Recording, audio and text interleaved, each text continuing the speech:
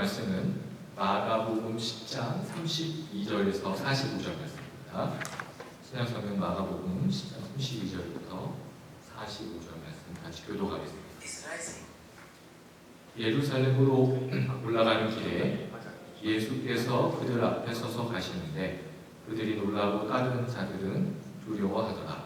이에 다시 12제자를 데리시고 자기가 당할 일을 말씀하여 이르시되 보라, 우리가 예루살렘에 올라가니 인자가 대제사장들과 서기관들에게 넘겨주매 그들이 죽이기로 결의하고 이방인들에게 넘겨주겠고 그들은 능욕하며 침뱉으며 채찍질하고 죽일 것이나 그는 3일 만에 살아나리라 하시니라.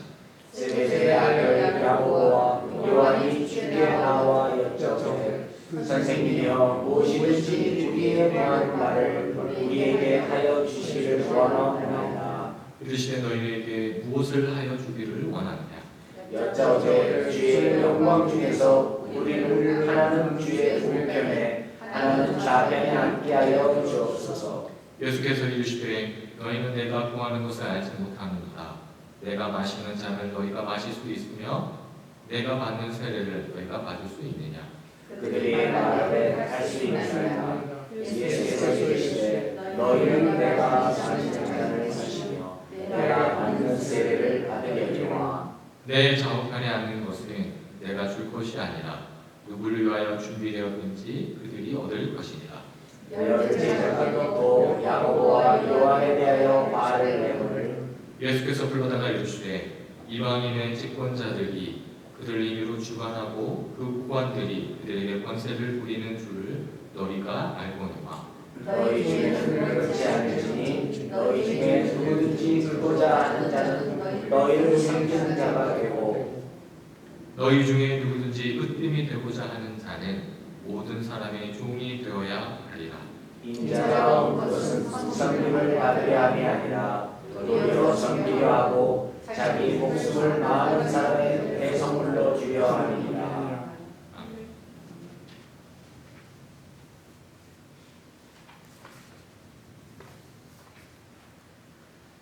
저희가 계속해서 마가복음 말씀을 나누고 있습니다.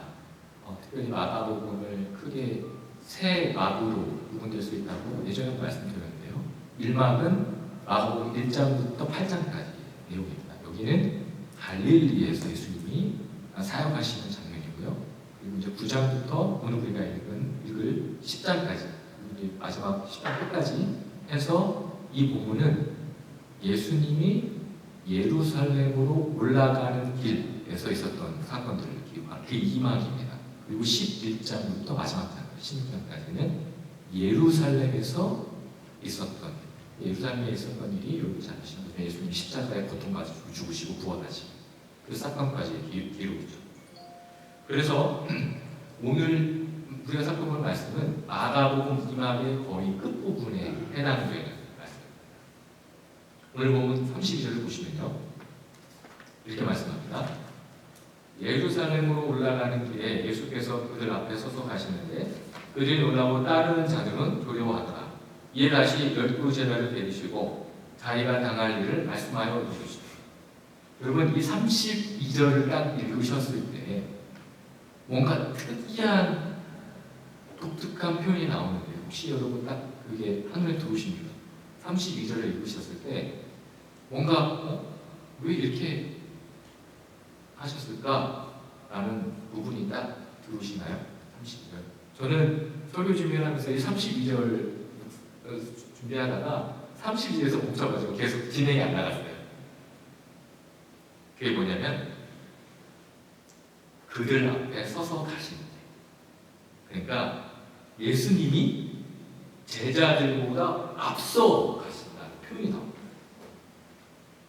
여러분들이 예수님 등장하는 특별히 복음서에 다루는 장면의 영화나 애니메이션을 보시면요. 보통 어떻게 되어 있어요? 예수님이 있고 주변에 제자들이 둘러싸이고 사람들이 둘러싸이죠. 예수님이 가시면 앞에 몇몇 제자들이 따르고 사람들이 둘러싸여 있어요. 이렇게 진행하는데 오늘 보면 특이하게 어떻게 되어 있습니까? 예수님이 앞서 나가신다라는 표현이 나와 있습니다. 저는 이 말씀을 묵상을 하면서 소비 준비하면서 왜 예수님이 앞서서 나가셨을까? 그건 다른 복음서에는 어떻게 나와 있지?라고 생각하고 공관복음서, 마태복음과 누가복음의 똑같은 본문을 찾아봤어요. 그런데 다른 복음서에는 안 나와 있어요. 그러니까 이 마가복음의 저자인 마가는 의도적으로 예수님이 앞서서 가셨다는 것을 강조하고 있는 것이죠. 그런데 예수님과 다르게 오늘 본문 마가복음 10장 32절을 보시면 제자들은 어떻습니까? 제자들 32절에 보시면 놀라고 다른 자들은 두려워한다고 말씀하고 있죠.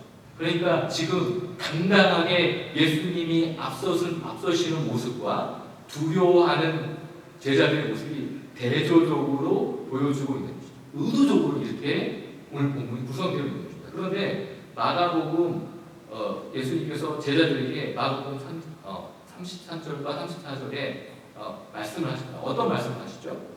보라, 우리가 예루살렘에 올라가니 인자가 대제사장들과 서기관들에게 넘겨지매 그들이 죽이기로 결의하고 이방인들에게 넘겨주겠고 그들은 능욕하면 침뱉으며 채찍질하고 죽일 것이나 그는 3일 만에 살아나리라 하시니라.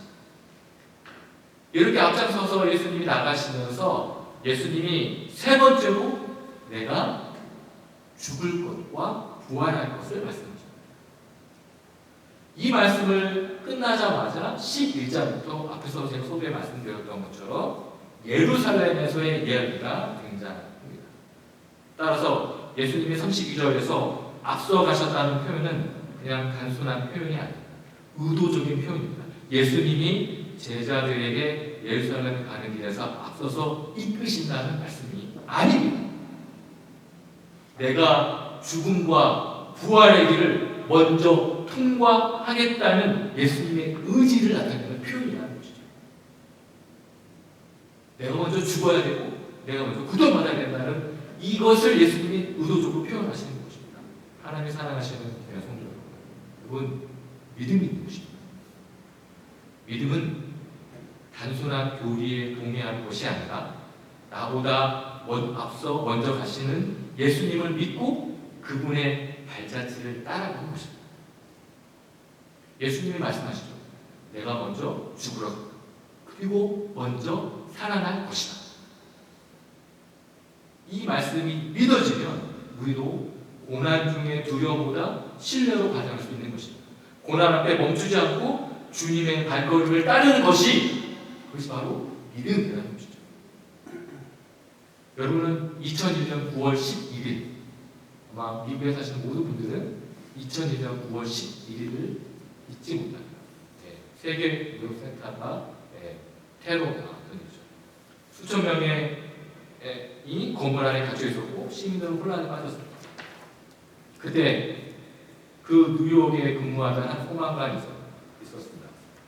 스티븐 실러라는 소방관인데 그 소방관이요 야간 쪽 근무를 끝나고 돌아오는 길 집으로 가는 길에 무전기를 통해서 이런 정보를 받습니다. 쌍둥이 배들이 공격받았다. 그 소식을 듣자마자 스티븐은 망설이지 않았습니다. 즉시 다시 소방복을 챙겨들고 차를 돌려서 몰았지만 브루클린 터널이 막혀있어요. 이 테러 때문에 막혀있자 어떻게 합니까? 그는 30km 되는 소방복을 들쳐매고 3km를 뛰어서 쌍둥이를 들어갔어요. 자기 동료들이 죽을 줄 알고 그 빌딩 안에 들어가는데 자신도 죽음을 각오하고 한 명이라도 구하겠다고 그 빌딩 안으로 들어가죠. 그리고 다시 나오지 못했습니다. 그는 수많은 생명을 살리기 위해 자신의 생명을 내어준 사람이 되었죠. 저는 이 이야기를 들으면서 마가복음 10장 30절 말씀을 떠올리게 됩니다. 예수님께서도 우리가 모두 도망치고 싶은 고난과 죽음의 자리로 앞서 걸어가셨습니다. 그분은 십자가의 무게를 짊어지고 먼저 골고다 언덕을 향해 가셨습니다. 그 이유는 단 하나, 우리를 살리시기 위해서였습니다. 스테반 소방관은 구할 수 있는 사람을 위해 자신의 생명을 내어줬고 예수님은 자신을 배신하고 도망친 제자들 그리고 죄에 갇혀있던 우리를 위해 먼저 고난의 길을 걸으셨다는 것이죠. 우리도 신앙의 여정을 살면서 믿음의 길이 두려워질 때가 있습니다. 불이 난 건물처럼 무너질 것 같고 그 안으로 들어가기에 너무나 큰 위험에 따를 때 우리는 멈추고 싶고 뒤돌아서고 싶습니다. 하지만 기억하십시오. 예수님은 그 길을 앞서 가셨습니다. 그리고 그 길 끝에서 부활로 승리하셨습니다. 그러므로 믿음은 내가 이해하지 못해도 앞서 가신 예수님의 발걸음을 따라가는 것입니다. 그런데 오늘 보면 35절을 보시면요. 갑자기 야고보와 요한이 예수님께 요청을 합니다. 무엇을 요청합니까? 30절 보시죠. 여짜오되 주의 영광 중에서 우리를 하나는 주의 우편에 하나는 좌편에 앉게 하여 주옵소서. 앞에서 분명히 예수님께서 3번이나 강조해서 예수님이 십자가에서 죽고 부활해야 한다고 말씀하셨습니다. 그러나 제자들은 여전히 그 의미를 깨닫지 못합니다. 그리고 자신들의 생각을 1도 바꿀 마음이 없습니다. 자신들이 생각하는 메시아는 결코 십자가에서 죽는 메시아가 아닙니다. 로마 군대를 물리치고 다윗처럼 이스라엘의 왕이 되는 것입니다. 예수님이 왕이 되시면 최고의 권력을 갖고 싶다는 말입니다. 그런데 예수님께서 36절에 갑자기 질문하시죠. 이르시되 너희에게 무엇을 하여 주기를 원하느냐? 라고 물으십니다. 저는요, 이 질문을 생각하면서 예수님이 야고보와 요한의 마음을 모르셨을까? 지금 야고보와 요한이 요구하는 것, 야고보와 요한이 예수님께 그 하는 질문의 의도를 모르셨을까? 왜 질문하셨을까? 그것은 제자들의 내면의 욕망과 의도를 자신들의 입으로 고백하게 하시려는 것입니다. 제자들의 잘못된 생각을 교정하려는 의도로 질문하신 것이죠. 예수님의 이러한 질문은요, 창세기 3장에서 찾아볼 수 있는데요. 여러분 잘 아시는 창세기 3장 9절입니다. 제가 읽어드립니다. 여호와 하나님이 아담을 보시며 그에게 이르시되 내가 어디 있느냐. 아담이 범죄한 후에 하나님 앞에 숨어있는 아담을 하나님이 찾으시죠. 여러분, 아담이 어디에 숨어있는지 하나님 모르십니까? 아시죠? 이것은 아담의 죄를 스스로 드러내게 하려는 하나님의 의도였습니다. 하나님과의 관계의 단절을 회복하려는 하나님의 부르심이죠. 마가복음 10장 36절에서 예수님이 하신 질문은 제자들의 욕망을 드러내는 질문입니다. 이런 질문 앞에 우리가 생각해야 할 것이 무엇일까요? 나는 예수님께 또는 하나님께 무엇을 기대하고 있는가? 내 기도는 정말 자기 중심적인 기도입니까? 아니면 정말 하나님을 위한 기도입니까? 미국 동부에 힘들게 열심히 신앙생활하는 집사님이 계십니다. 한인 집사님이 계시는데 아들이 하나 있었습니다. 이 집사님은 정말 열심히, 저보다도 더 열심히 일하시면서 그 아이를 위해서 사셨죠. 근데 신앙생활 되게 열심히 하셨어요. 얼마나 열심히 하시는데 매일 새벽에 나가시고 교회 봉사도 그냥 앞장서 열심히 하시는데 그분의 기도 제목이 하나입니다. 우리 아들이 하버드에 가게 해주십시오.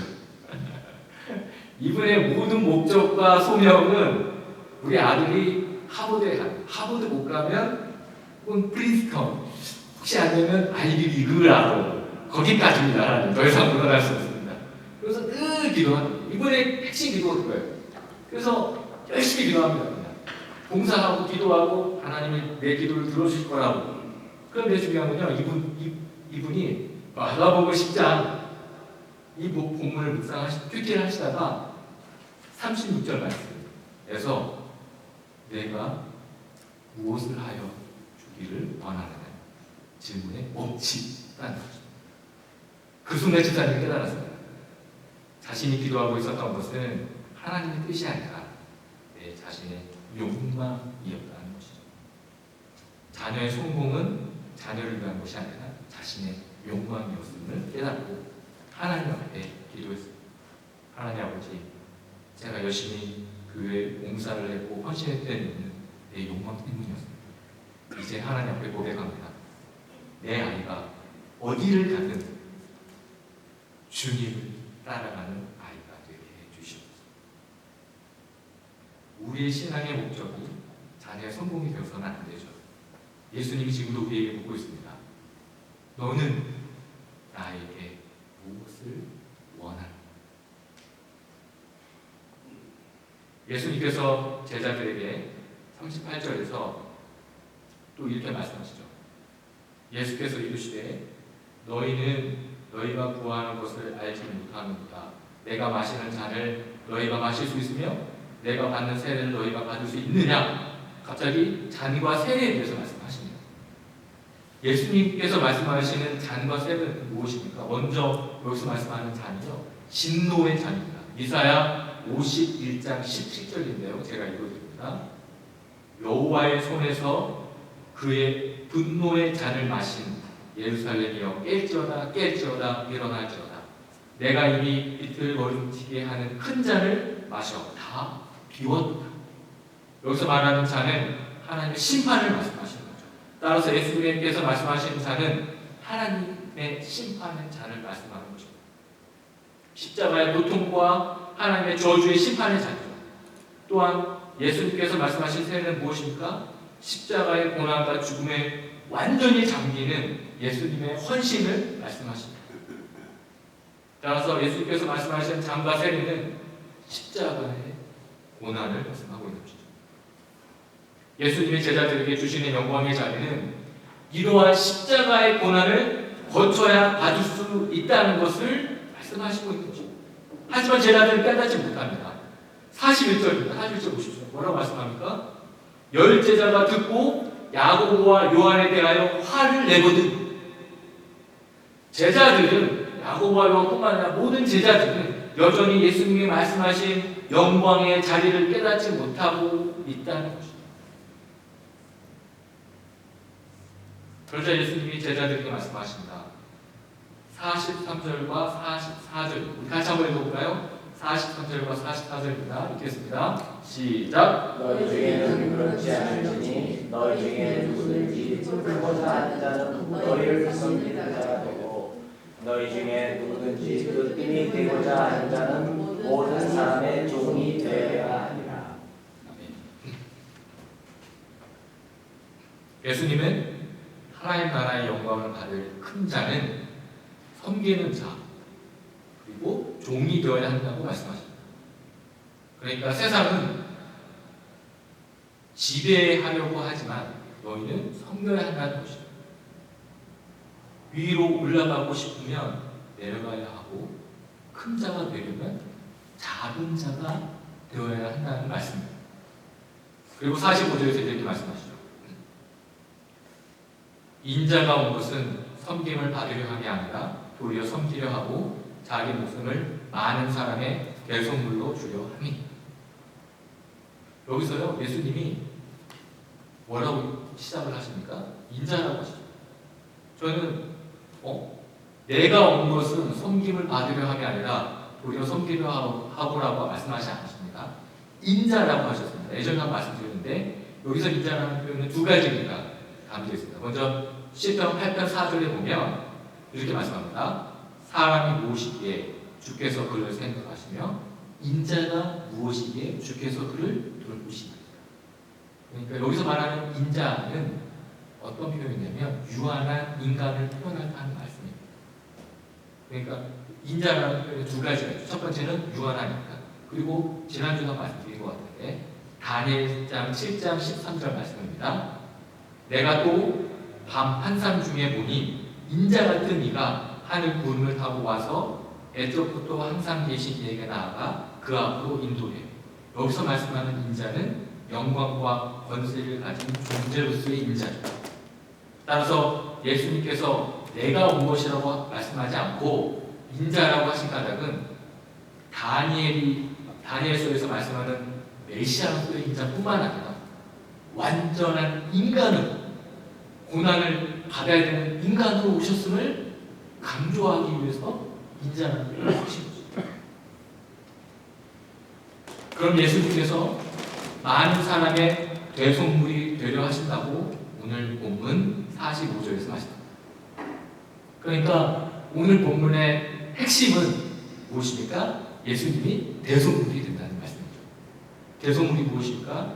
구약 성경에서 대속물은요, 히브리어로 고엘이라는 단어, 이게 구속자라는 개념인데, 예전에 우리가 룻기를 말씀을 나눌 때 간단하게 설명드렸는데 아마 여러분들이 기억하기 이게 쉽지 않으실 것 같아요.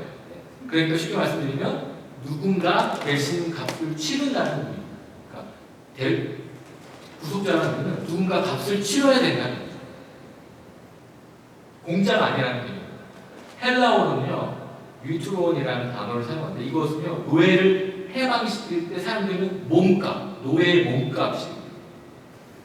그러니까 예수님께서 대속물이라고 말씀하신 까닭은요, 나를 구원하기 위해서 대가를 치르겠다는 말씀. 이 말씀이 무엇입니까? 바로 복음이죠. 바로 예수님의 제자들에게 해주고 싶은 가장 중요한 메시지인 거죠. 내가 몸값을 치르고 갔다. 내가 죽어야만 한다. 그래야 너희가 구원받을 수 있다는 말씀입니다. 2차 세계대전 중 독일의 악명 높은 나치 수요죠. 나치의 수용소, 아우비츠 수용소에 실제 있었던 이야기입니다. 어느 날 한 죄수가 너무 힘들어서 탈출을 시도합니다. 나치는요, 탈출자 한 명당 10명의 죄수를 무작위로 뽑아가지고 처형하는 보복 처형이 있어요. 그러니까 한 명이 탈출을 하다가 잡히잖아요. 그 사람을 죽이는 게 아니라 10명을 무작위로 뽑아가지고 보복살인을 해요. 그러니까 내가 탈출하거나 탈출 잡히면 10명이 또 더 죽는 것이죠. 그러니까 탈출을 하지 말라는 의미입니다. 근데 한 폴란드 남성이요, 그 죽음의 제비에 뽑혀가지고 이제 죽어야 되는 거죠. 그래서 그가 울부짖습니다. 제발 살려달라. 저에게는 아내와 아들이 있다. 나 살아야 된다. 근데 그때 그 순간에 그 광경을 지켜보던 한 사람이요, 앞으로 터벅터벅 걸어나와. 그리고 독일 장교에게 이야기해요. 제가 대신 죽겠습니다. 저는 가족도 없고 처도 없고 아이도 없습니다. 그 사람의 이름이 마시밀리안 콜베신이었습니다. 신부였습니다. 그는 스스로 굶어 죽어가는 밤이 들어가 며칠 동안 수관장들과 기도하며 찬송하고 결국 생을 마감했습니다. 살아남은 남성이 누구냐면 프란치체 가보 무니체크라는 그런 남성인데요. 나중에 이렇게 그 사람을 고백을 했습니다. 그분이 없었다면 저는 죽었을 것입니다. 그래서 이제 제 삶은 더 이상 제 것이 아닙니다. 그분의 사랑을 기억하며 섬기기 위해서 살고 싶습니다. 그리고요, 그 폴란드 사람은 평생 동안 전 세계를 다니면서 자신을 대신하여 죽은 그 콜베 신부의 이야기를 전하고 하나님의 사랑을 전하면서 살아갑니다. 예수님이 나를 위해 대성물로 오셨다는 것을 믿는다면 우리의 삶은 어떻게 되어야 할까요? 그것은 섬김의 삶이어야 합니다. 우리가 교회로 모여서 예배를 드릴 때 우리 교회가 할 일이 무엇일까요? 그것은 섬김입니다. 나보다 남을 먼저 생각하고 섬기는 교회가 우리 교회가 우리 성도들이 되기를 주님의 이름으로 축원드립니다. 기도하겠습니다. 하나님 아버지, 우리보다를 먼저 앞서시는 예수님의 섬김으로 지금 우리가 이 자리에 있음을 고백합니다. 여전히 우리의 욕심과 욕망대로 살아가지만 우리에게 무엇을 해주길 원하느냐고 부르시는 예수님의 물음에 우리의 삶을 돌아보게 하여 주시옵소서. 우리를 위해 십자가의 고통과 죽음을 당하신 예수님의 대속의 은혜를 매일매일 기억하며 섬김의 삶으로 하나님의 나라의 영광을 드러내는 믿음의 성도들이 되게 하여 주시옵소서. 감사드리 예수 그리스도의 이름으로 기도드립니다.